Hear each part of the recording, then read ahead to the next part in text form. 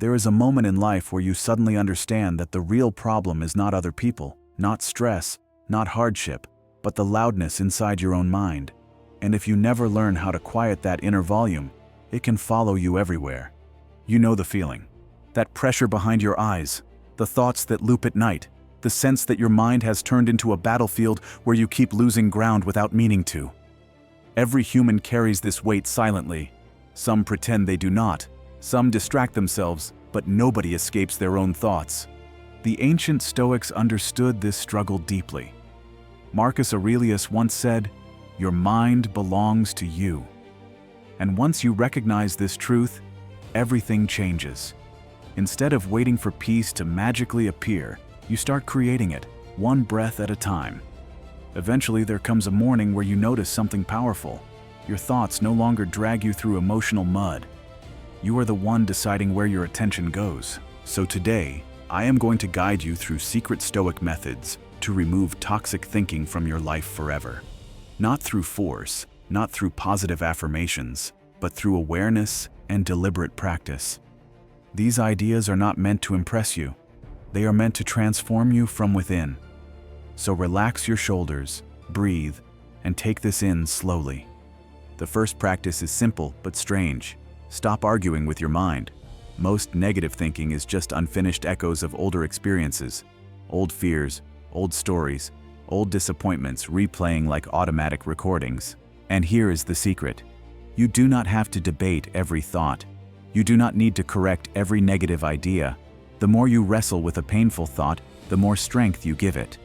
Picture your mind like a room filled with guests. Some are polite. Some walk in screaming.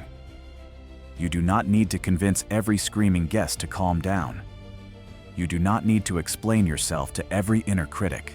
Your job is to decide which thoughts are allowed to stay and which ones are escorted to the exit. Silence is more powerful than argument. The next practice is subtle but life-changing. Separate yourself from whatever you are thinking. You are not sadness. You are not stress. You are not fear. You are the witness observing those experiences. When you say, "I am anxious," you merge with the emotion. When you say, "There is anxiety moving through me," you create distance. That distance creates freedom. Most suffering becomes heavier because we mistakenly think our mind is showing us facts. But in reality, it is showing us interpretations.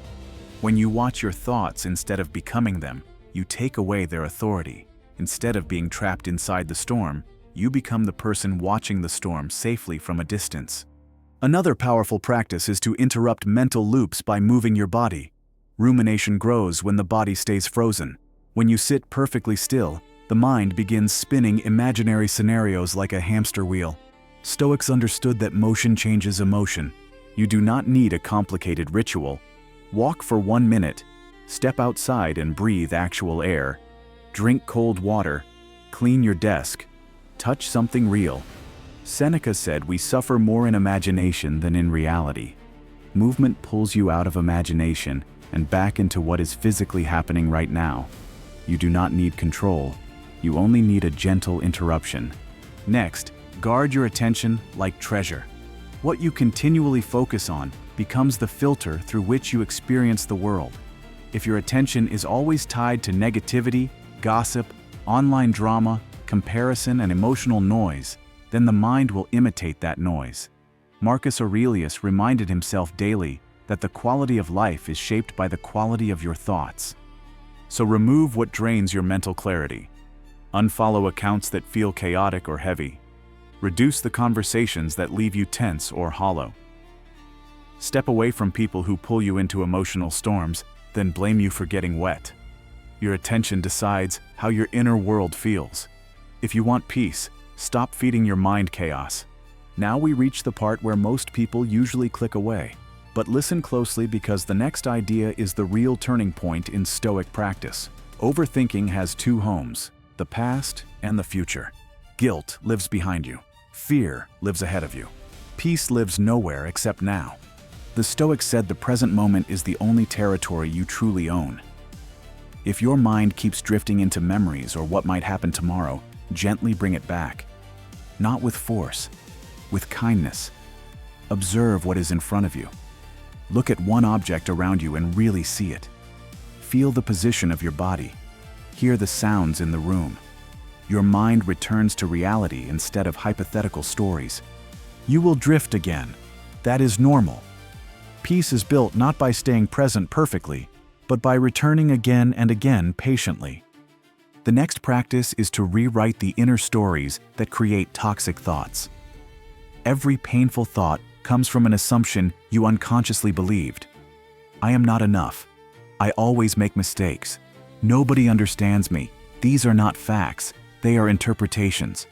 Epictetus said people are disturbed not by events, but by the opinions they form about events. You might not be failing.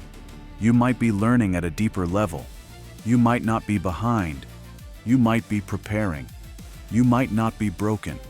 You might be transforming into someone stronger. When the story changes, the emotional weight dissolves with it. Another practice is to release control over anything that never belonged to you. This is one of the hardest lessons. You cannot control how others think, feel, react, remember, appreciate, judge, criticize, or misunderstand you. You cannot control past events.